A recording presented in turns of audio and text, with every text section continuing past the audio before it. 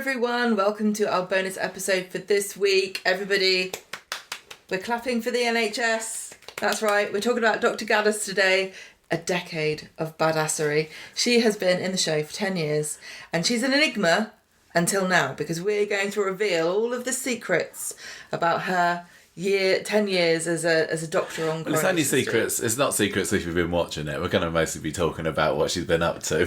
No, you've got to dress it up a bit, Michael. You've got to promote it. Well, the thing about Dr Gaddas is she can be just like, people like her, but she can also be ignored or missed or blink and you miss her. So this episode's going to be kind of collating together all of her best bits. It's not so, it kind of is a character profile, but kind of isn't, because we're not just going to be running down in order everything she's done, because she's just been making sporadic appearances, either telling people, you know, you're sick, you can have pills, you can't have pills, here's how you look after a baby over the years. But she's been involved in some really interesting stuff as well. Everybody loves her, so I'm looking forward to spending an hour or so having an old chat with her about her today.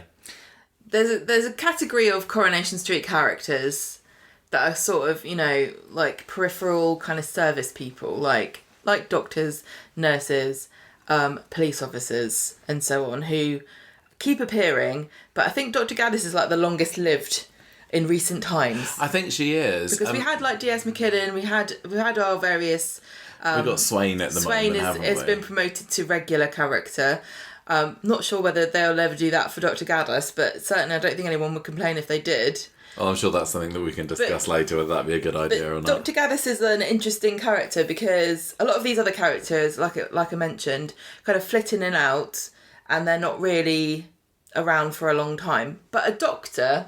it has a special place, don't they, on Coronation Street? Yeah, and she stayed the distance, and you're right, it probably is the longest running, because there are side characters, other ones are like background workers in the factory. Yeah, I wasn't really thinking that. Those are extras, those are played by, you know, supporting artists, and it's a bit of a different category of person. Like, you know, Dirk at the factory has been there for a very long time. He's not uttered a word. Has never spoken once.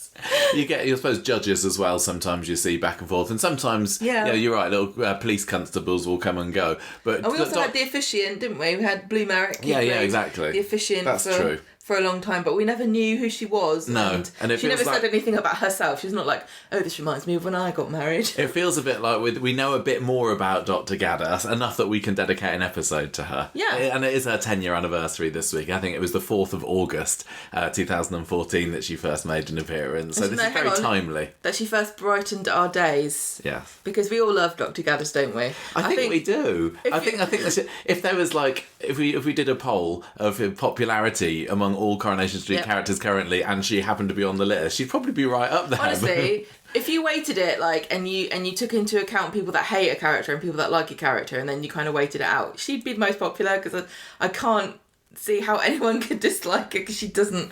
It's not like they love her, but yeah, there's no reason to dislike her. She's got real presence, doesn't she? Christine Mackie, who plays her, really has this soothing, calming yet authoritative presence that is what you want in a doctor. So, what do we know about her, Michael? Very little about the enigma that is Dr Gaddas. Her name is Susan Gaddas. We know that she has a wife. We know that she has a son. We know that she has got a dog. And I think some of that... Why do we know that about a dog? There was a scene, I was watching a few Gaddas scenes earlier, and there was one where Tim... Do you remember a few years ago when Tim went to see her for a health check and he dropped his trousers because I think Sir Peter had convinced him that he was going to get his prostate examined, and she said... She said, oh, it's like my dog's. He says, he comes in there and he's a bit nervous about this, and he's like, hello, Susan, how's the wife? How's the dog? How's the son? And he's just trying to avoid dropping his trousers. And yeah, exactly. And she says, "Oh, let's start with the most difficult part or the embarrassing part." I can't remember what she says. And then he turns around and she gets an eyeful of Tiny Tim. And she's like, "No, I just wanted to ask you about your lifestyle choices."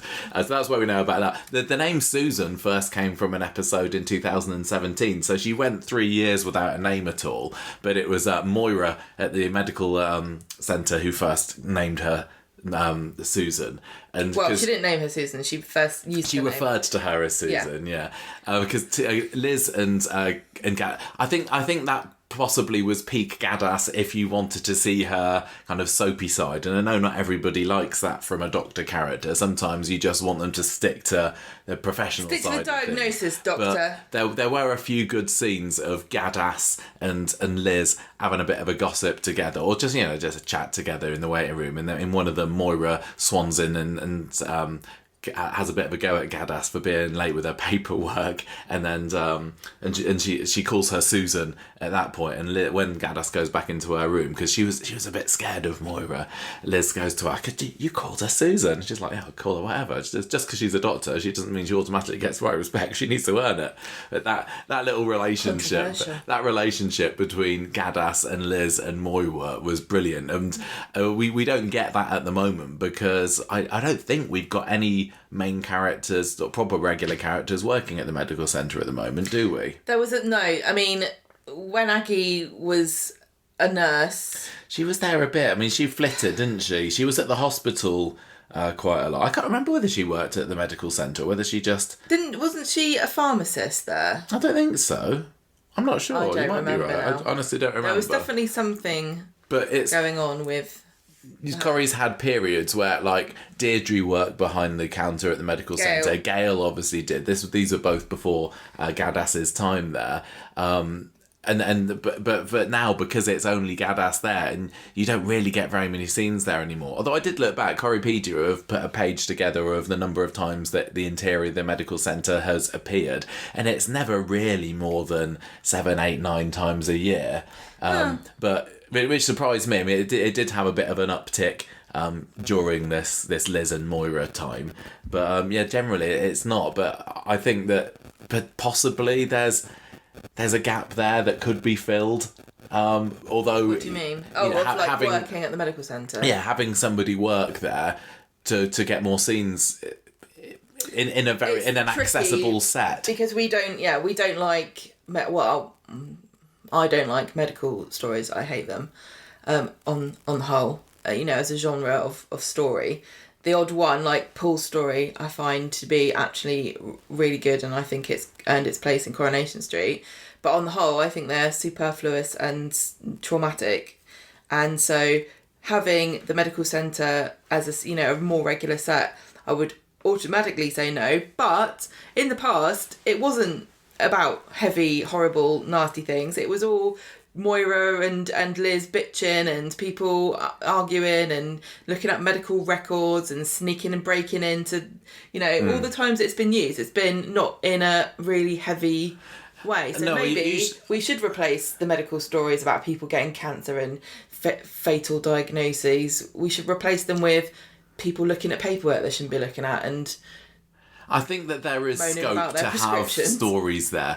We had the stories, there's been a couple of times like breaches of patient confidentiality stories that have happened there. I think that's how Gail lost her job, and maybe with Deirdre as well, I can't remember. And Moira herself. Basically, if you weren't watching, how long was she in? I think 2020 was when she left. She disappeared at the beginning of the pandemic and never came back. Maybe she even succumbed to COVID herself. No, I think she still works there, but nobody cares. So the story, how would you describe her? She was she's a maniac. Yeah. She was a busybody. She was completely unself-aware.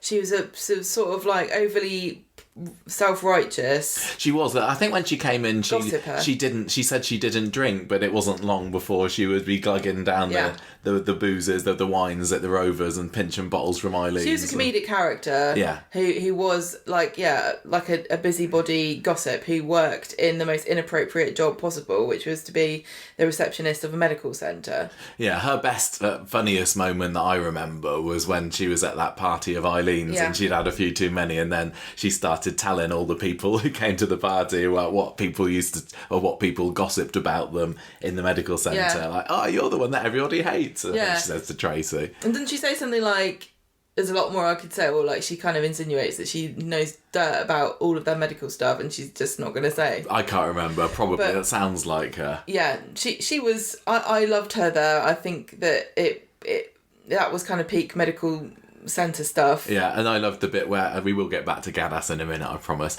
The bit where she, the story where she steals Norris's blood to try and find out if he's related to that Colin Callan character who's played by Vic Reeves. And Gaddas sacked her. Gaddas has sacked quite a few people. She sacked her, she sacked Toya, she sacked Sean, because Sean worked there for a little bit as well. Yeah, briefly. He's worked all over the place, as I Sean.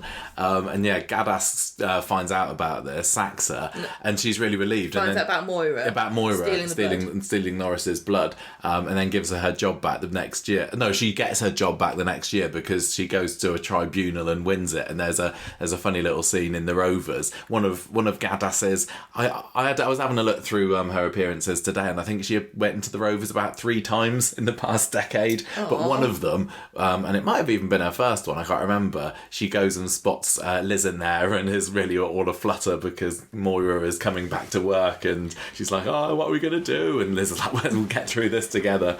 There was another scene in the medical centre where Liz says, you're scared of Moira, aren't you? And Gaddas is like, oh yeah, a little bit. And I would be as well. That's kind of the most human she's ever been. Yeah, because most of the time, and I think I do appreciate this about her, is that she retains that professional air. Like a detachment. Yeah, and she's not serious all the time, because to be one of the qualities that you need to be a good doctor, whether a real life doctor or a soap doctor, is being able to good communicator and empathy with your patients, and there've been some lovely scenes, like when characters have brought their babies in, and she goes gaga for babies.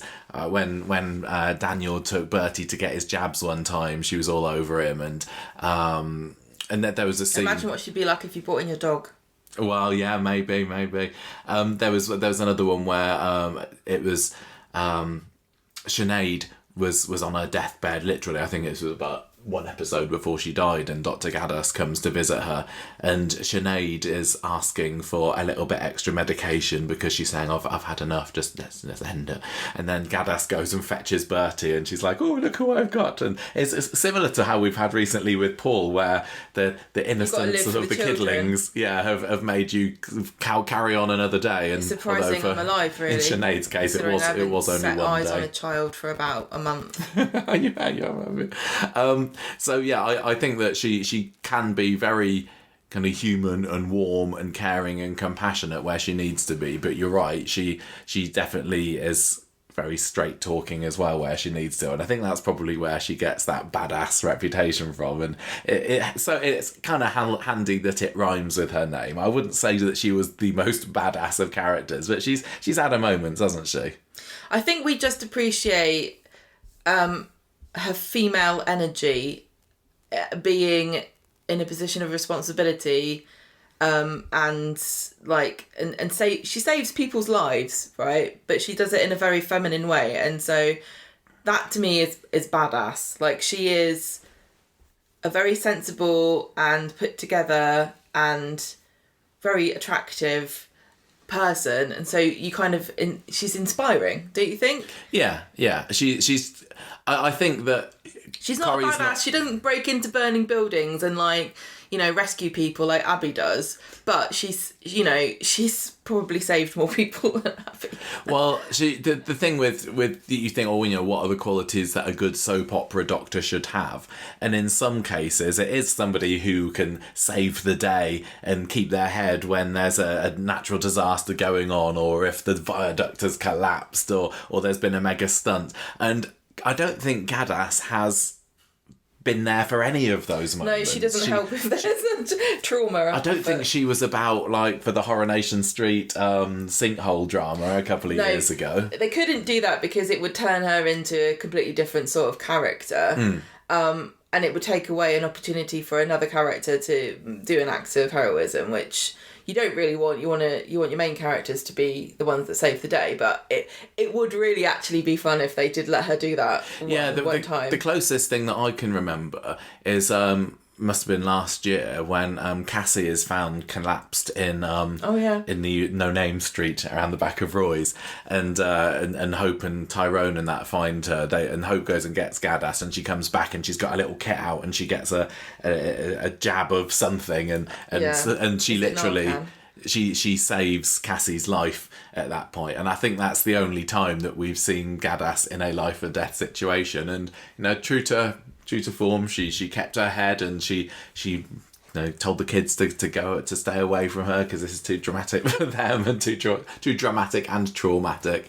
I wouldn't be against seeing her do a little bit more full-on life-saving sometimes. You know that since now Asher's become a paramedic, there's going to be some big traumatic emergency that's going to require her skills. And it would be, in a sense, a shame if Dr Gaddas, if Asher had that before Dr Gaddas ever did, even though she's been a medical professional for longer than Asher has. But I can see that happening because I just don't think they want to give too big of a story to Dr Gaddas when it could be a regular character who does something. Yeah. Not I wouldn't mind. I think it would be great. But you don't also want her to always be the one, like Swain is now, like, here I am to arrest you, like we had with Craig. Here I am to get involved in something that I probably shouldn't be. And in that, the thing I've always thought that kind of tickled me about Dr Gaddas is we every so often we get a tiny little glimpse of her life, and she I think she's a bit messy too. But what makes you think that? Well, like leaving her car and like she left her car in Manchester City Centre one time, didn't she? So messy. But we got the impression that she got a bit drunk and then didn't drive home and. That's fine. That's fine. I'm not too. Of course, I wouldn't criticise anyone for doing that. But I just imagine in that there's another show that she's in where she's the main character doing all kinds of nonsense. But when she comes to Weatherfield, she's like, no, leave that at home. I've got to be professional for these people. I can't bring my personal life into this. I mean, the other thing, like Swain, she is a gay woman with a child. There's a story there. What the story is, I don't know. But there's certainly a story that would be interesting to find out. Not saying that's messy either, for goodness sake, but she's got something about her that we don't know, and maybe that's more alluring than actually finding out. You spoke earlier about the allure and the badassery of her being an educated professional woman. I think that's definitely right in Coronation Street because they're few and far between, aren't they? I've said that quite a lot. Generally, same with men though, really. Yeah, all characters, you go school of life, school of hard knocks, kind of. It's about working class people, and the definition of what that is now is incredibly complicated, and it's cultural as well as economic and educational. But on the whole, you wouldn't expect everybody to have a PhD. No, not really, no. I think something else that I think the fact that she doesn't get into these dramas make her a bit badass. The fact that she's she doesn't lose herself in a flap. She's almost kind of like higher than that. She's unlike everybody else in Coronation Street. I think she does have her life sorted. Yeah, that's true. I like to imagine she doesn't, but I mean, she's got no tolerance for shenanigans, has she? Like you said, she sacked almost everybody that's ever worked for her. for doing something. And not without good reason. No. Sometimes people get sacked from Coronation Street because they slept from a business on Coronation Street because they slept with the boss's wife. Or they got into a scrap. Or rude. But it's generally because of... And I think maybe they just need to up the training about this in the medical centre. It's generally been because of some breach of confidentiality that's happened. Sean went because he had talked about baby George's, the Appleton babies, allergies in the cafe or something, and somebody else had reported him. That was another time actually that Gaddas strayed into the pub because Sean was having a go at Jude and Angie Appleton and saying, you reported me, I thought we were friends, I didn't mean to blab about your son. And Gaddas happened to be there having a drink saying, actually it was somebody else in the cafe that dobbed you in. So breach of confidentiality, you should be fired. Exactly. And then with Moira it was it was the blood situation, and I think Toya was sacked after the whole. She covered up for Ali. Yeah, it was the Ali drama, and I think storyline wise, that's probably the closest that Gaddas has come to having a story, isn't it? Even though she was only in a small amount. I mean, I had a look. Well, I don't think we've said so far. She's been in 90 episodes so far. 90 episodes in 10 years is like nuts, isn't it? So yeah, it's averaging out like 8 or 9 appearances per year. So she is very, very sporadic. But I think around this time she might have made it up to like 13 or 14 appearances in the year. But that was when you had the 2 doctors in the surgery at the same time, and Ali had got... Who were the 2 doctors? Her and Ali Neeson. He kind of was... I can't remember. Like, he went on to work at the hospital, didn't he? But did he start off at the medical centre? Well, NHS budget cuts, and we've only got 1 doctor now. Yeah, quite. But he got himself addicted to painkillers. Firstly, because he couldn't sleep after being involved in the death of... Ronan, that drugs baron guy, and Gaddas refused to give him some, but then he got hooked on diazepam after he steals some from her office. Toya finds out about this, and then in one episode he collapses midway through giving someone an appointment, and Toya and Gaddas kind of rush to his aid, and Toya's like, oh, it must be the it looks like he's had a reaction to diazepam or an overdose of diazepam. And then later on in the episode, Toya gets a knock on the door, and it's Dr. Gaddas giving her a home call saying, right, I think she kind of starts off fairly pleasant, and it's like, oh, it was kind of that was a close call, wasn't it? You didn't know anything about it. And Toya's like, no, I didn't know, it was just a guess. And then Gaddas is like, well, it was actually a really close lucky guess, actually, because it was a diazepam overdose. How would you know about that? And Toya's like, well, okay, you told me you weren't on it anymore. And Gaddas just cuts her loose and says, well, you're fired, and then walks out, basically. Yeah. Toya's there saying, oh, I'm sorry, and Gaddas does. And this is probably like one of the soapiest end of scenes she had. Toya saying, I'm sorry, and Gaddas says, you should be. and then walks off out the door. Oh, so that's the mic dropping badass Gaddas that we love. Yeah, I mean, this is really the stark difference between a soap character and a supporting character, because Toya was in the middle of a story, whereas Dr. Gaddas is just like, sorry, I've got to actually follow protocol here. I can't fanny around covering up for people. And, it's sad. It's sad that Toya was fired, because that was probably a really good time for her to be. Because she was counsellor. She was a counsellor, and which I don't think they exist in GP surgeries. I think that was a bit of a stretch. I think you've got to go somewhere else for that kind of thing. But it's a shame that she doesn't have anything that uses her speciality or like her education anymore. Maybe everything that's gone wrong with Toya in the last 5 years is all down to Dr. Gaddas not being willing to give her a second chance. Yeah. I blame her, really. I think another badass thing that we all love about Dr. Gaddas is that hair. You said she had the look earlier. She's got that look. I was thinking about qualities that doctors should have, and what qualities, maybe soap opera doctors should have. And soap opera doctors generally do have more of a leaning to the handsome or beautiful kind of... I'm just silver foxy kind of stoic sort of type, don't they? Just they got to have the charisma. I mean, obviously Doc Martin doesn't, played by Martin Clunes, but generally I think of soap doctors as being quite charming characters. It's kind of a bit like Mr. What's-His-Face. Mr. Thorne. Yeah. They always feel like they're in a different league, don't they? And I think doctors in real life, kind of have that aura about them as well. Where you're like, oh, this person's quite posh and educated and good looking, I better listen to what they say.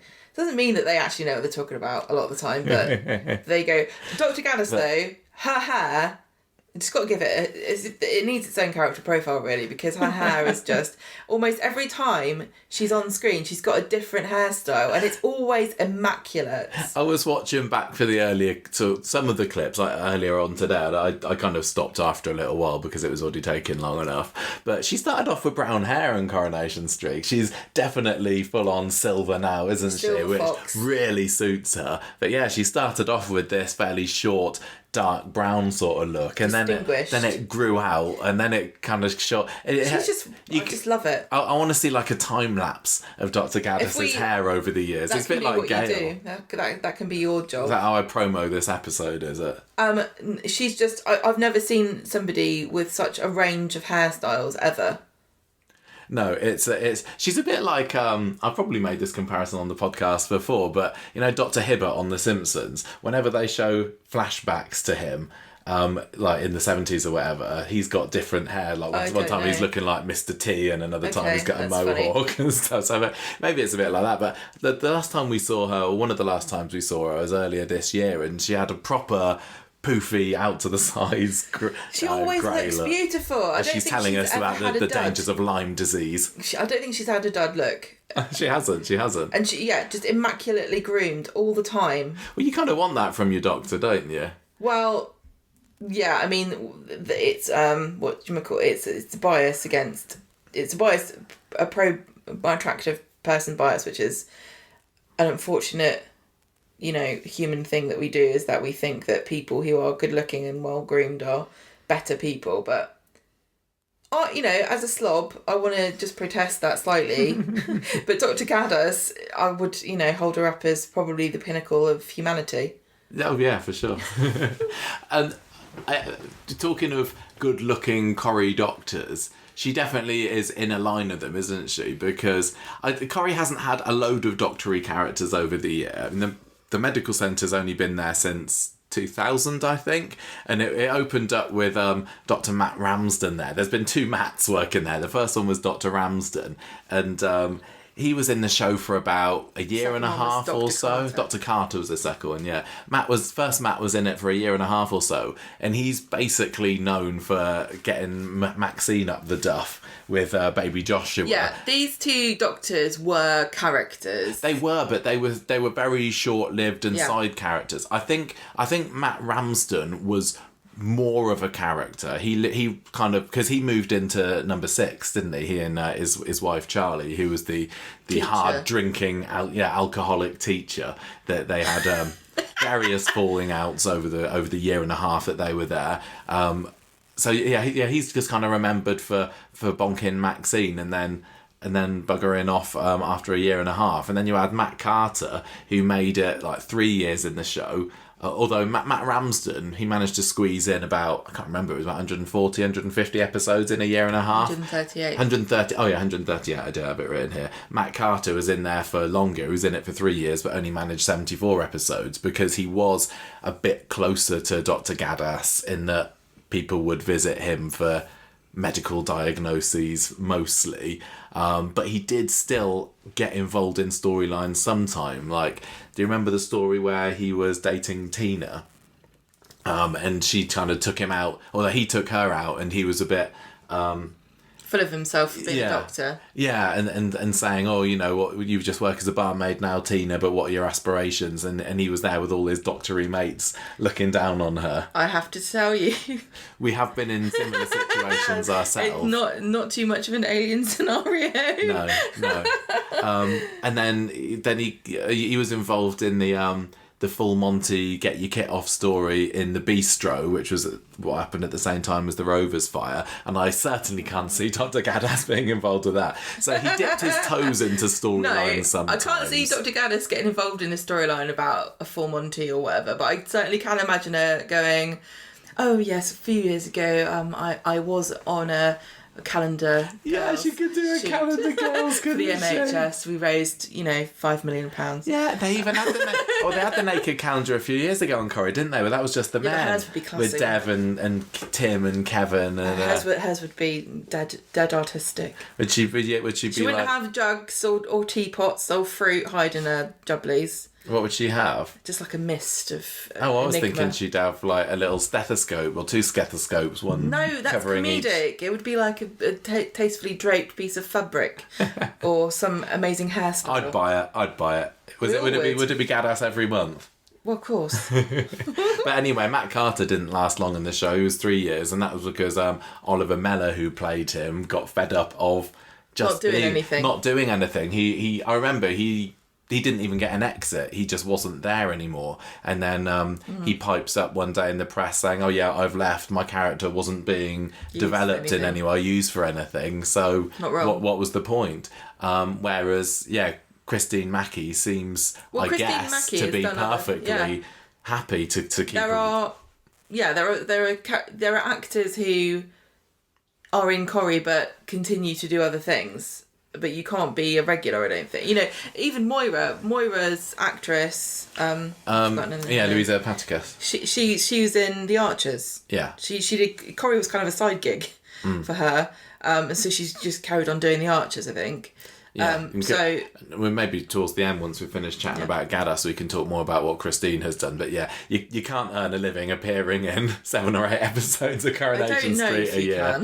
No. But why do you think that? Do you think it's the fact that she has kept a distance that's made her last the distance? She's managed to skirt between regular and side, service character. Hasn't she? She's not been. I think there was a moment. I think there was a time when maybe they were flirting with doing to her what they've done to Swain, and although I would love it, I do think there's always a danger there, because once you become a regular, you kind of do almost have a shelf life. There's always a question: are we gonna do this, or are we gonna do that, or this character's going to leave in a blaze of glory or something. Whereas if you're just, I'm the Doctor, well, okay, we're always going to need a Doctor. And I think she's fairly popular.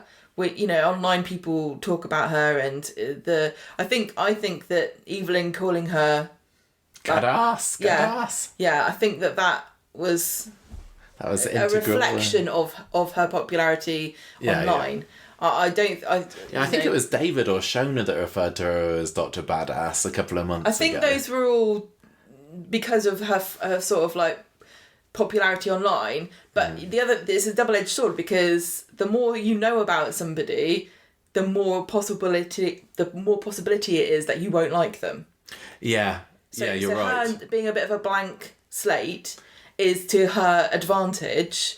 And the more you add in, the more, even her saying, I've got a wife or something, I bet you there were people on Twitter going, I woke Corrie, I'm not watching it, I hate her now. Even just the most innocuous, simple character element is going to start. It's going to be interesting seeing with Swain whether her popularity starts to wane now that she's getting developed a bit more. Swain's on the wane, I don't know. But at the moment, we're still mostly seeing her doing police stuff. Although we've said you wouldn't.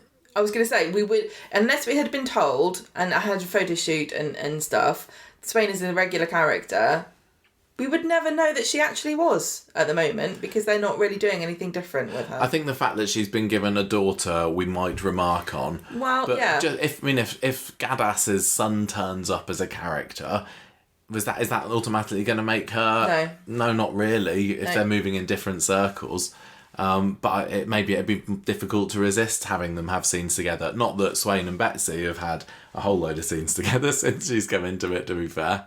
Well, we're not really talking about Swain today, but if some people out there might be a bit disappointed that we haven't had as much of her personal life or as much Swain as it kind of is insinuated we might have by her being a regular character, I could certainly understand that. Yeah, and with Swain, I suppose we do see more police procedures in Coronation Street than we do medical procedures. And it does feel like it's wall-to-wall hospital scenes. If you're not in the hospital, you're in the police station. Basically, it's that. You're more likely to be in a police station or a hospital than the pub at Coronation Street at the moment. Yep. But Gaddas doesn't work at the hospital. And she's had 2 or 3 scenes at the hospital, including the Lyme disease exposition earlier this year. And there was one with Leanne a few years ago. But yeah, if she's made a regular, does that mean that more people would be needing to be seen? Yeah, I don't know. Or is she just having the gossip at the front? I think as a society, I think we're very comfortable with the idea that some people are just anonymous representatives of their profession. And I think people feel that way about teachers and doctors, because those are the 2 people that you're most likely to come into contact with who you don't know personally, but who are quite deeply involved in your own personal life. You know, that's why people get surprised when they're like, oh, I saw my teacher and they were at the shop and they were buying this, or they were in the pub, or they were in the restaurant. I remember when I was a kid, like, oh my God, we saw Mrs. So-and-so doing this. It's the same with doctors. Like, you don't really think of them as being individuals. And when you kind of get reminded, you're like, oh, that's interesting. I think I think if she was made a regular character, it might be difficult to resist the temptation to ruin her character in some way. Yeah. Like, so far, she has worked with strict professionalism and integrity for 10 years. There's not been anything where we've kind of thought, oh, Gaddas, you're trying to skirting on along the border of acceptability there. Not at all. But even before Swain was made a regular, we sometimes got there a little bit with that, like, oh, you've let Amy off here, have you? But maybe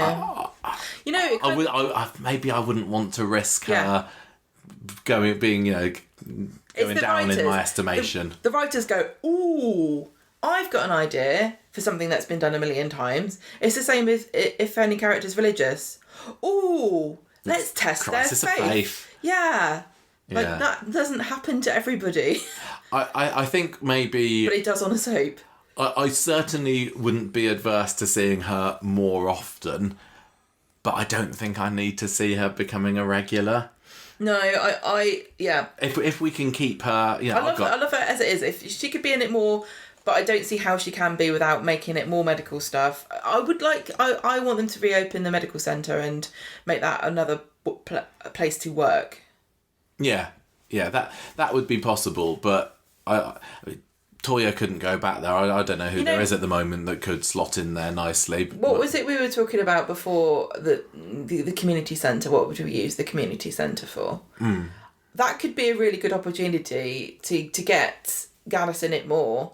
She could run a clinic for, or like a series of talks, or like like meetings for people, like maybe people who have a health problem can come to a support group, and so you'd have Tim there going, or Amy, David with his epilepsy, like any kind of support group for people just with Summer with diabetes and stuff. Yeah. And then she could run that, and you wouldn't even have to see those. You would just see Gaddas there washing up her cup because she's just had the meeting. But they don't even really show the community centre much, but remember our discussion about the community centre? We were talking about extending it and making it bigger, and then you could have her interacting with more characters. I really honestly remember when we were obsessed with them having a pet shop.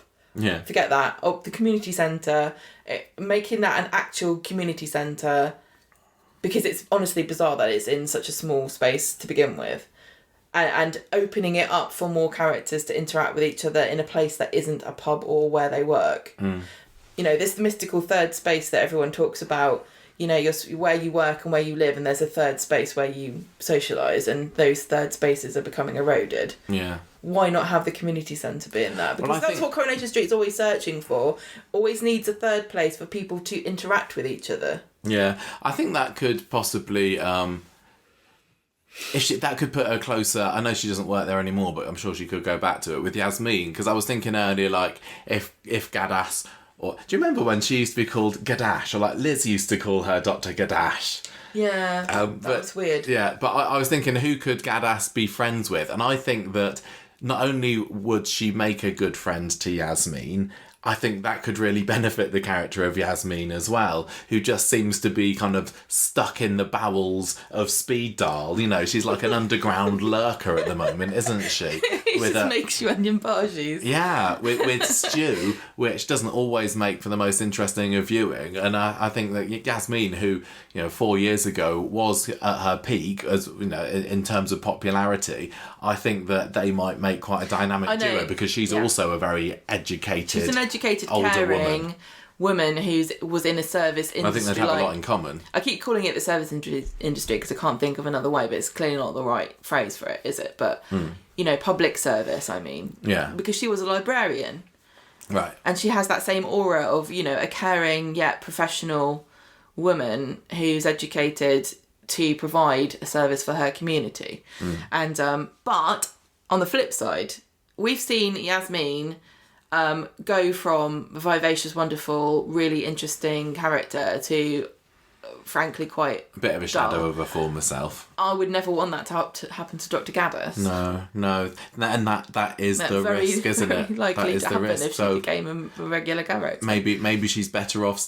It's a bit like Orla Crawshaw, who's been on the show 3, 4, 5 years maybe, of a and service community. And you said earlier about teachers keeping that air of mystique about them, and there's got to be some industries that you just... And has Orla done anything particularly wrong, or is she just there as the straight man? She refused to allow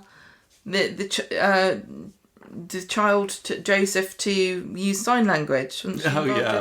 Well, that was off screen. It's because Coronation Street hates teachers. She's not been the best. Convince me otherwise. She's not been the best in the bullying story, has she? No, she's Coronation Street has no respect for the profession of teachers, and if they want to argue with me about it, they can prove it to me by showing it on the screen. Well, they can, because they haven't done it so far. Yeah, so maybe just keep her the way she is. Shall we kind of have a talk about some of Gaddass's most memorable moments, or some of the people who've got Gaddas to thank for still being around? We said earlier, we've mentioned a few already. We talked about the fact that Cassie's still walking and living and breathing at the moment, thanks to some quick thinking by Gaddas. But Roy as well, he was another one. He had his heart bypassed last year, and that was after going to see Gaddas earlier last year and was complaining about feeling a bit ill, and maybe if Gaddas hadn't given him that diagnosis, he might not be here anymore. Tim as well, she diagnosed him with having a mild heart attack back in 2019. And I think one of the big ones as well, actually there was Michael. I think Dr Gaddas is very good at diagnosing heart problems, it seems. She's not... I was kind of looking at all the people who've come to visit her over the years, and most of them have been minor ailments or sometimes mental health things as well, which is obviously very important. But with life-threatening conditions, I don't think that she's had a whole lot of sway in preventing them. But one of the big ones was Hope. Do you remember when Hope was played by the different actress before Bella Flanagan got her hands on the part? And she was so cute, and she was 4 years old, and she had neuroblastema. That was Dr Gaddas, who diagnosed her. Well, the story, if I remember, was Hope had been brought into the medical centre by Fizz, and she got a bit of an examination, and Gaddas finds a lump in her abdomen, and she says to Fizz, it's nothing to worry about. You just take her off to the hospital to get her checked out properly, and then it turns out that it was something to worry about. But yeah, maybe if Gaddas hadn't found that lump, because Fizz said, I bath her every night, I never found anything, so we have got Dr Gaddas to thank for Hope still burning flaming brightly. Michael, I said, something that I noticed when I was watching a scene where Michael goes in to see Gaddas at the medical centre was that Gail, when she sees Gaddas, greets her with "long time no see," and that was in 2014. What's she say that for? Well, I don't know whether that was supposed to be some reference to "I used to work here," so maybe canonically that was kind of suggesting that Gaddas has been working at the medical centre for longer than 10 years, but we just didn't see her for the first 4 or 5 years that she worked there. I don't know. I mean, just to quickly, an aside, is that I think the idea of having a family doctor is like a quite dated one now, and nobody that I know has the same GP every time they go in. Certainly not as much as. So if they back when we were little, it is really interesting that this is what Coronation Street has decided to do, because if they wanted to, the doctor character could be played by someone completely different every time. Well, they have had patches like that. So in between Ramsden and Carter, there were like 3, 4, 5 other doctors that appeared on the show just for 2, 3, 4 episodes, 1 episode sometimes. But I think because Christine Mackie's got this really lovely aura, this kind of really soothing, like, authority figure kind of aura, I think that's why they've kept her in for so long. Because, I do think, I haven't seen the same doctor twice for about 10 years. Yeah, no. Any Dr Gaddas moments that particularly stand out to you? What, diagnosis? Diagnosis, or just particularly memorable scenes? One that you didn't see because you weren't watching this story. I know I've talked about this. It was the one where Sinead's in bed, yeah, and she's just lovely about it.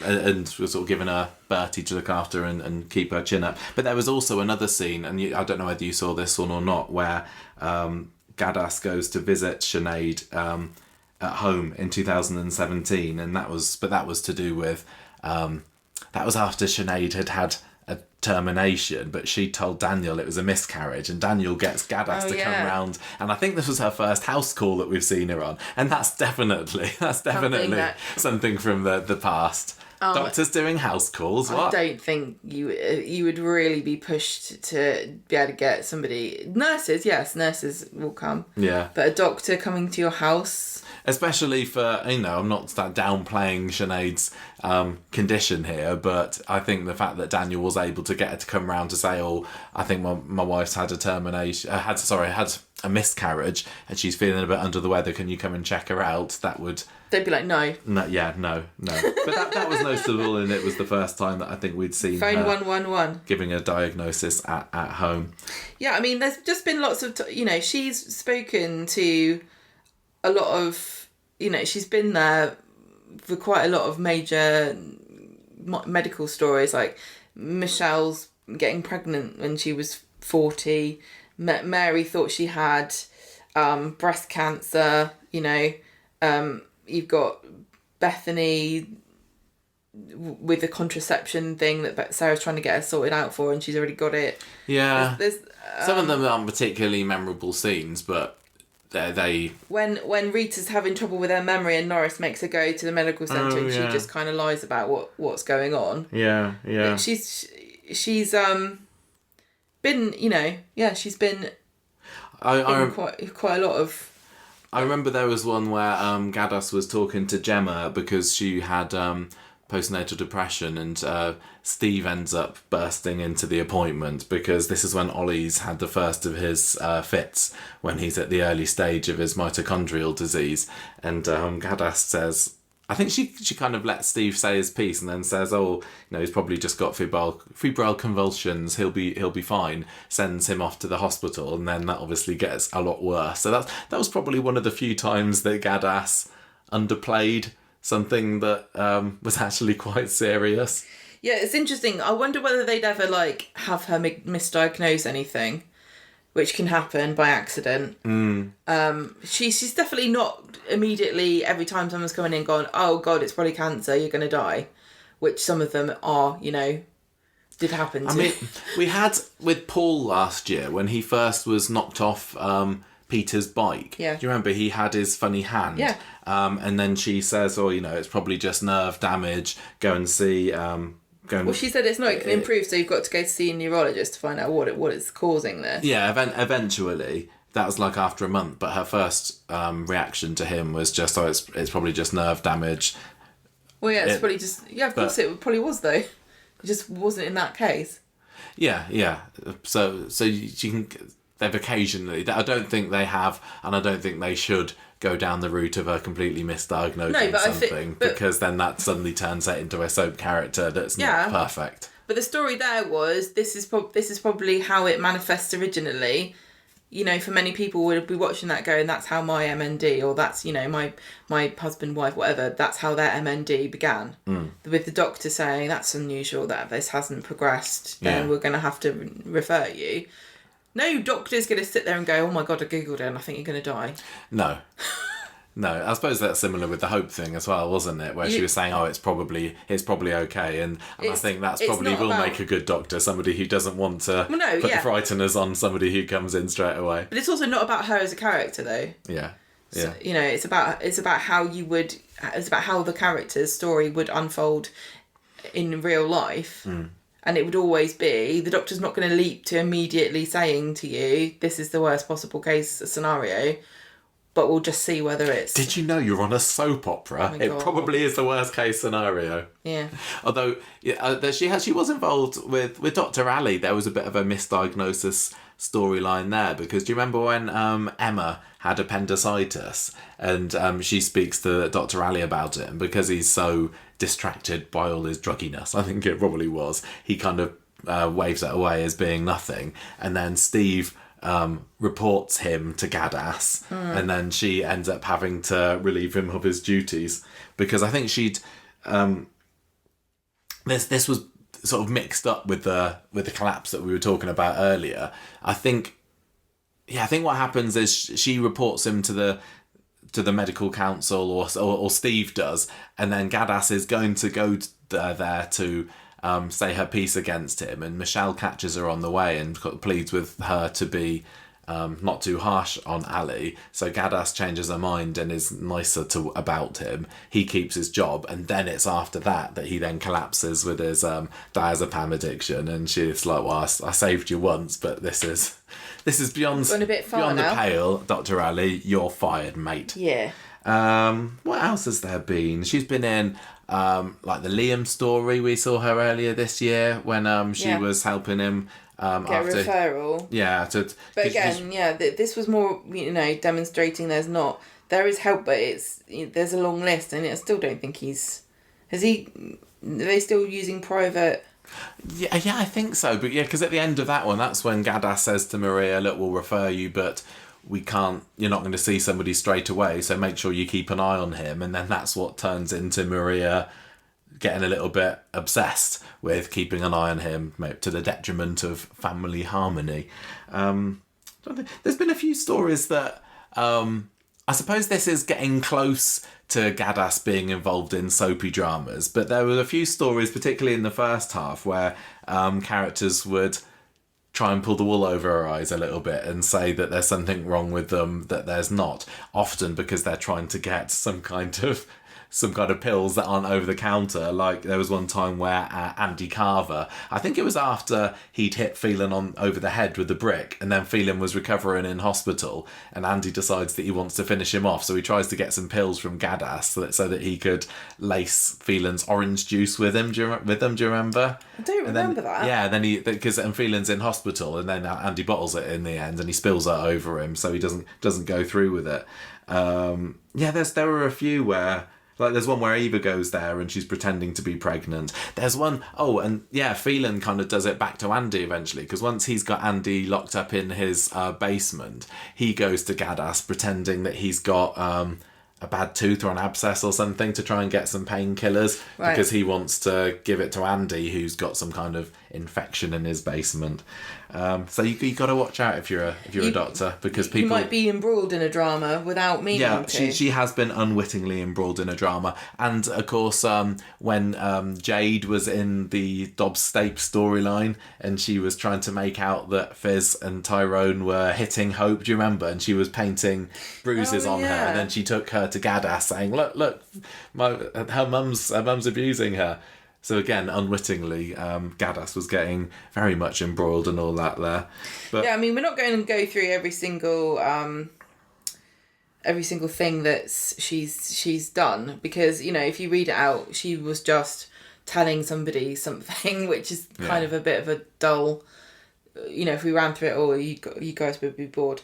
She referred Summer on a video call in 2021. Oh yeah, we did get a few video calls of her, haven't we? Yeah, during the pandemic, and she she referred to mental health services because someone was really tired, but it turned out she was diabetic. I think one of the good things in Christine's portrayal of Dr. Gaddas is that even though often these medical storylines are vehicles for informing the public and raising awareness of certain conditions, she doesn't often, but sometimes she does, but she doesn't often come across as being the teacher banging on about this condition, and it feels like, oh, I've stopped being entertained now, you're informing me. And the one time that I think that they did drop the ball on that was earlier this year when Joseph had his Lyme disease. Do you remember? Because they go to hospital and Gaddas and one of the doctors from the hospital comes out and starts talking to Gemma and Chesney about Lyme disease, and it's like they got a little double act going back and forth between them saying, well, yes, it can look like this, and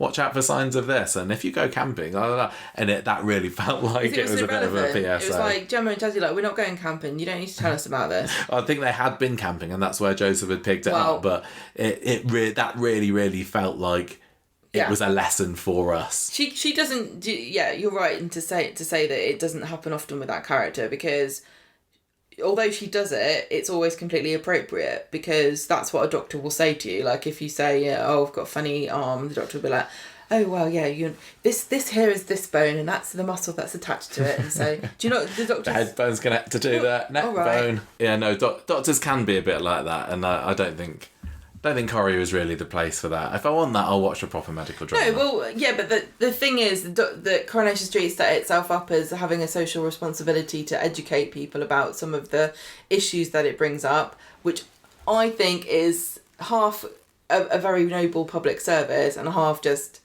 trying to desperately justify half the sensational stuff they do, which fair enough, but let's not pretend it's always completely what the viewers want. Yeah. So I think that's kind of it for Dr. Gaddas, isn't it? We've spoken about all the doctors of the past, but we need to give a shout out to Dr. Graham. Oh yeah, the OG doctor of Coronation Street. So we've been watching some old. Great Scottish accent, very jovial but practical man. I think he was only in 1961, Corrie, because so we've only seen him in a handful of episodes. But he was he sees Linda Chavesky when she's pregnant, and Ina Sharples, I think he sees, and Albert Hatlock. Yeah. I liked him. It was really interesting because the attitude that they had to him was completely different to how I think people are with doctors these days. And I'm not saying it's good or bad how things have changed, but the NHS was new. You were. People were grateful because they knew what it was like before, and they were also very incredibly deferential and kind of humble and completely whatever he said goes.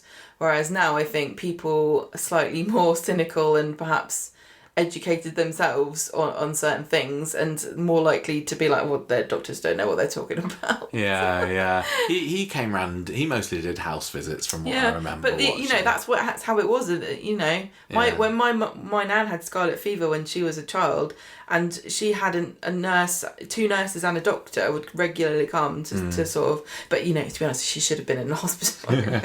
He came across, from what little we've seen of him, as just being a friendly family visitor. But he was one of the actors who didn't come back after the strikes at the end of 1961, and I think he got referenced for a little while afterwards, but then he kind of petered out. And there have been doctors throughout Coronation Street's time, but none have been quite so long-lasting as Dr. Gaddas. But I think there are other soaps. Doesn't EastEnders have doctors, or did they have doctors as longer lasting main characters? So it's not that it doesn't work. I just like Dr. Gaddas as she is. To be honest, I've singled out teachers and doctors as people who are a sort of category in society unto themselves, and we talk about including police as a regular character. Suddenly get more police stories. You have, if you were to put a doctor in, maybe you get more medical stories. There is a reason why there are soap operas surrounding these professions, because they are all encompassing and it's a different sort of career to almost anything else. You've got like Waterloo Road, you've got The Bill, you've got Casualty, you've got Holby City, you had Doctors, you've got all these shows that are a whole drama set just about this profession. And so having a character be that profession in a soap, does it always work? I don't know. It's no wonder that Corrie goes back to that well every so often, because there is so much that you can do. But again, my argument is, if I wanted to see a show about medical stuff, I would watch those shows, which I absolutely don't, because I absolutely hate it. Well, if you were to have watched those kind of shows in the 90s, you might have seen a bit of Christine Mackie, because she's got quite a resume. I went into her IMDb earlier, and as well as making a few earlier appearances on Coronation Street as different characters, which we can say about in a minute, she did Children's Ward, she did Peak Practice, she did Holby City, she did Casualty, she did Doctors, she did The Royal, she did things that weren't medical dramas as well, but she's played medical professionals in so many things that she's been in. She really does have such a great presence. It's a real calming and authoritative, knowledgeable. Yeah, that's what you want. But from also, a doctor. like I said, a feminine energy of like caring and like maternal kind of side without being, super. Yeah. Girly or whatever. The first part that she ever played in Coronation Street was back in 1989, and she was a nurse then. And part of my headcanon likes to think, maybe she worked maybe that was Nurse Gaddas, and over the course of the next 25 years, she became a doctor. I don't know, but yeah, this was in the episodes where Rita and Bet were in Blackpool. Rita was on the run from Alan Bradley, and she lost her mind a little bit, and she kind of reverted back to when she was in her Weatherfield Nightingale days. So Bet decides to take her to the local hospital to try and get her seen, but she takes Rita there under the pretense that there's something wrong with her, and the nurse calls Bet over, and she's like, "I'm not actually here for me, I'm here for my friend." And this nurse is Christine Mackie's character. She was not called anything other than nurse. And I showed you this clip earlier, didn't I? She's just like, oh, for goodness sake. It was so funny seeing her so young back then. And yeah, she is. She's like, you're not allowed to do this. Don't waste my time. If your friend needs to see somebody, then book your friend in. Yeah. Also, fact fans, that was Simon Gregson's very first episode of Coronation Street as well. So Christine Mackie and Simon Gregson both joined Corrie on the same day. Yeah. One of them's just been in and out of it a bit more than the other. She was also a tutor who was the moral instructor for Martin. Obviously didn't work out well for them. Get your dig in. That was in 1992. Yeah, that was when Martin was training to be a nurse, and so Martin's nursing, everything he knows he got from Dr Gaddas, who played a character called Chris Jones. So Christine Mackie played a character called Chris Jones. Oh yeah, sorry. And in 2010. She was Bella, the salsa dancing instructor who teaches Haley and Anna how to dance. But again, interesting that she's always been portrayed as somebody, who's knowledgeable about something that people come to for help. Well, we watched the scene of this, didn't we, with her playing this Bella character, and she was kind of smoothing around the dance floor, and she still had that authoritative tone, but she was a lot more stereotypical dance teacher, drama teacher, like, okay, everybody, that's lovely. And we don't see a huge amount of range from Christine Mackie in the role of Dr Gaddas, because there's only so much that she's called to do. She's not the head to, yeah. Yeah, but this showed that she could do it a little bit more and be a bit more really vivacious as well. Maybe we could build that into the character of Dr Gaddas, and maybe that's where she met her wife. And doesn't she have a cheeky little cravat round her neck in that scene dashing as well? But she, as I said before, she has got quite a repertoire behind her. One of the first things that she starred in on TV was French and Saunders. Again, this is from her IMDb. They've got her down as playing something in a program called I Dish. A short film, that's it, in 1983. But French and Saunders, according to IMDb at least, was her first TV appearance. And that's quite a springboard, isn't it? That's a launching point. French and Saunders was the thing, wasn't it? 1987 she was in that, so I'd love to see those episodes. I know, I want to go back and see French them now. French and Saunders, they're hilarious. She was also doing a bit of radio at the time, and I wonder, this ties in exactly to when we might have been played this at school, but she did BBC Schools Radio in 1987. I don't remember listening to BBC Schools Radio, but we might have done. But she's definitely got the right sort of voice for radio as well. She does she narrates audiobooks as well, does Christine? I know this is very much a stereotype of Doctor Who, but she could totally be a Prime Minister. Yeah, she could. She generally has been given roles that are the professional sort of roles, or she's been in Downton, hasn't she? And I that's can't right. remember. She was like somebody's grandma in that, was she? She was the mother, and she had that annoying husband. I don't remember, but I remember watching it going, oh, it's Dr Gaddas. That was a very different... She was more of a mousy kind of, lady there. There was a programme that she was in, which was a kids' TV programme called My Phone Genie. And this was in the early 2000s, I think. And I saw a little clip of this on YouTube earlier today, and she plays a teacher in that. So she's much the same character, but this was a comedy children's ITV programme, so, made for 8, 9, 10-year-olds, and so she was fun in that. She's been in Fat Friends, she's been in Hollyoaks, she did she's been in a few things since on TV since she's been on Corrie as well. I don't know what this is, but there's a programme called The A Word, and she started a couple of episodes of that in 2016, so a few years into her Corrie stint. She's been in a film called The Siege. She was in an episode of The Chelsea Detective just last year. That's the one with Adrian Scarborough. Oh, is it? Yeah, so Corrie are definitely happy for her to go off and spread her wings doing other things. And one thing that she has done recently has been treading the boards in King Lear. Yes, we saw the I think that the photo shoot for this caused quite a stir on Coronation Street Twitter, didn't it? Because she was it was an all-female, non-binary version of the play that was held at the Hope Mill Theatre. And there was this great photo shoot of Christine Mackie dressed up as this kind of really kind of butch masculine. It was kind of power suit wearing. Really feminine. It was and she had didn't she have a big fur at one point on her shoulder? I can't remember. But she just looked so fabulous. I was like, wow, this is like an alternate version of reality of Coronation Street, where the whole world's fallen into disarray because of the pandemic, and Dr Gaddas is the head of some kind of troop of marauding doctors. I'd like to have seen this, and I was reading because Christine Mackie's got a website.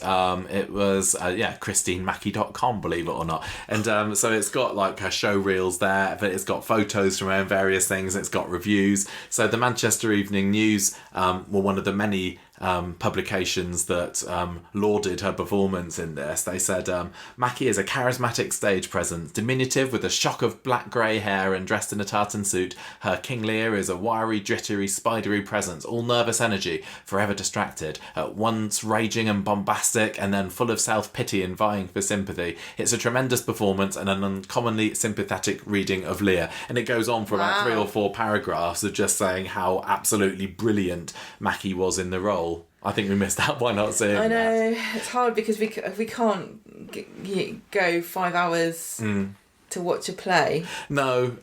She's written plays as well. She earlier this year she starred in her short play called Race for Life, which was at the Vignettes thing at Hope Mill Theatre, which we did go and see Sally Ann Matthews in a couple of years ago. Honestly, it's if you ever get to go, some of these, especially in Manchester, the ones in Manchester will have people who you'll either have been in Corrie or write for Corrie or directed Corrie or will go on to be in Coronation Street, because that's where we first saw Shanique Sloane Brown, because she directed Halal Hens. Yeah.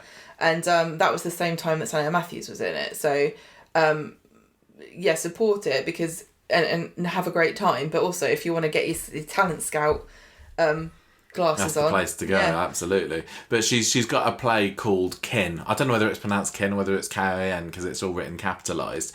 But this is a play that she did a couple of years ago. She wrote it. And she only started writing plays in the last few years as well, which is crazy. She says, I don't know why I'm starting writing plays in my 60s, but she's loving it.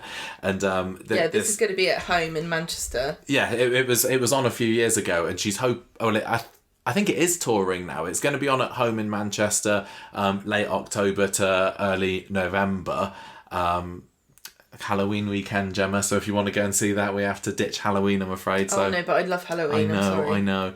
But yeah, so she's going to be doing that there. She's not in it, but she's partnered up her production company, which is called Best Girl Productions or something, which is named after another play that she's written. Film that she... her first play was called Best Girl. Yeah. Her company has partnered up with Hannah Ellis Ryan, who was the one who played Fake Katie in Coronation Street. It's a small world. It is, and it's directed by Sue Jenkins, who played Gloria Todd in Coronation Street in the 80s, who's the mum of Richard Fleischman, who played Craig Harris in classic Coronation Street. So it is a bit of a small world. Yeah, it's Kevin Bacon.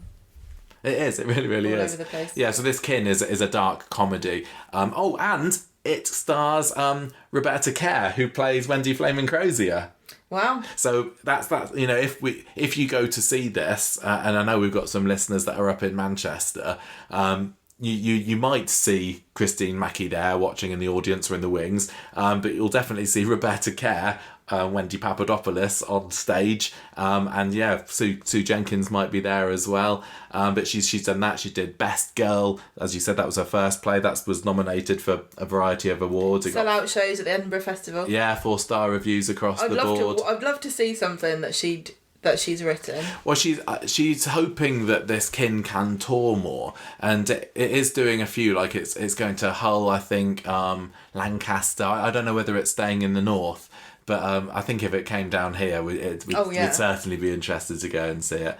She's done so much. She's turned around to podcasting as well. She did, I think it was like a 5-episode series of podcasts called Kin Connections, which was Christine talking to interesting or fascinating women. The website describes it as kind of like inspiring women, older women. I think it mostly be otherwise. Otherwise, you'd have been right on the list. And that, if you want to listen to that, I've not listened to that, but that's very fascinating. That's available on Spotify, or you can go on her website and stream it from there. So yeah, she has done all sorts. So even though we don't see her in Coronation Street all the time, she is very, very busy. She's narrated another audio book this year called The Art of Murder. I could listen to her voice all day. I think there's a bit of a tendency for people to think that if you're not on telly as an actor, you're not doing anything. Yeah, and sometimes that's the case. Sometimes, maybe. Doesn't seem to be in the case of Christine Mackie. People are... I think there's a difference also. This, maybe I shouldn't be saying this, but there's definitely a difference between people that are creative and become an actor, and people that want to be famous and become an actor. And I think that the people who want to be famous and become an actor, when they're not on TV, they just kind of wait to be on TV again, or get paid to do some play or something. But if you're creative, you create. That's what you do. Whether you get paid for it or not, or whether it makes you loads of money or not, you can't help it, because that's what you do. Right. And she strikes me as a creative person who's constantly looking for an outlet to sort of share that with people. Yeah, I didn't really realise just how much that was the case before I started doing my research for this today. But she's so great. And also, just to leave this great story to the end, which you probably have already heard if you listen to the podcast, but we saw her once. We have seen her once in real life. Yeah, she was at home, actually. Yeah, it was when we were at home in Manchester. We were having dinner with... Who were we having dinner with? We were having lunch with Georgia Taylor, weren't we? Yeah. And she came in. She came into the room and I was like, it's Dr Gaddas. It was, and I tell you, she's got a presence in real life. She was just wonderful. I would like to... I want to bask in her glow. I would like to. I'd love to. A real we didn't talk to her because we were like, oh, she's having lunch. You don't talk to people when they're having lunch, but great. Love her. I hope that she's in it for a lot longer. And who knows what the best thing to do with a character is. We've had, you can debate about it one way or the other. Yeah, I've never seen and I haven't looked too hard, but I've never seen an interview with her about Coronation Street, and it kind of strikes me that maybe most major publications wouldn't be that interested in speaking to her because she's never the linchpin of the stories. She kind of starts stories off by saying, you might want to get that checked out. But I'd love to know what her opinion on everything that we've talked about is. You know, would she be interested in being in it as a regular? I know. Would you like to explore more of her personal life, or are you just happy with the way things are? Also, I would love to know, like, was it a deliberate move from you to become, you know, do these, play medical professionals and all these different things, or is there just something that the casting directors see in you as that, and what do you think about that? I'd love to know what she thinks about this status that she's got as a bit of a Corrie icon on social media. And I know not everybody shares it, but there's definitely a cult of Dr Gaddas out there on social media. You don't have to go too far into the Corrie fandom to find that. I know. So if you're listening, Christine, and you'd like to have a chat, just get in touch. conversationstreet@gmail.com. We would really. And also, you already know how to do podcasts. You do know how to do podcasts, and you have a lovely voice, so I think you just fit perfectly on it. Yeah. There we go. That's it. That is it for Dr Gaddas. So, what do you think of Dr Gaddas, everybody? Definitely a badass, but she's got her soft, caring, and sympathetic side as well. Yeah. I don't need to see her be any more badass. She's straddling it just right at the moment. We did sort of wonder what other things could she do? Like, is there anything that she could? Well, I don't think she's like delivered a baby yet. Yeah, I'd like to see her deliver a baby. I mean, she's missed the boat on Lauren, hasn't she?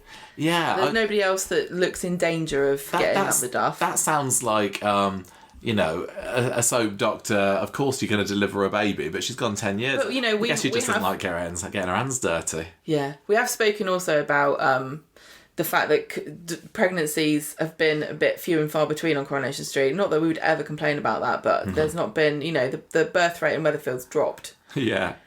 She hasn't dealt with her own medical issues, has she? She's not had a big moral dilemma. No, she's very healthy. She knows all the right things to do. She has an apple a day to keep herself away. Looks like she keeps herself fit as well.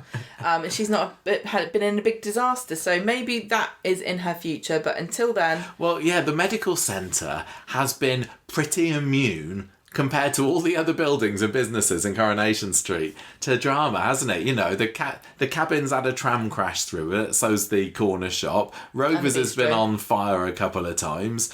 What else have we had?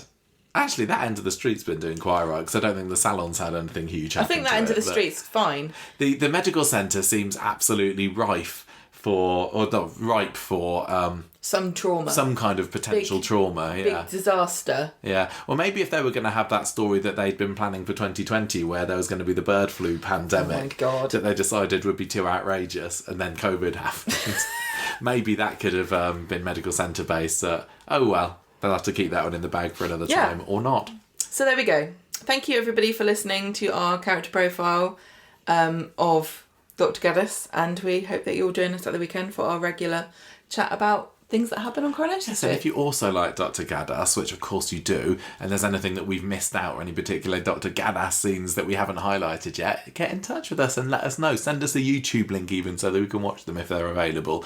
But I think, you know, for a character that has not even been in 100 episodes yet, doesn't have really that much of a personality, we've done a pretty good job getting an hour and a quarter out of her, haven't we? I'm going to say, she's got more of a personality than some people. This is true.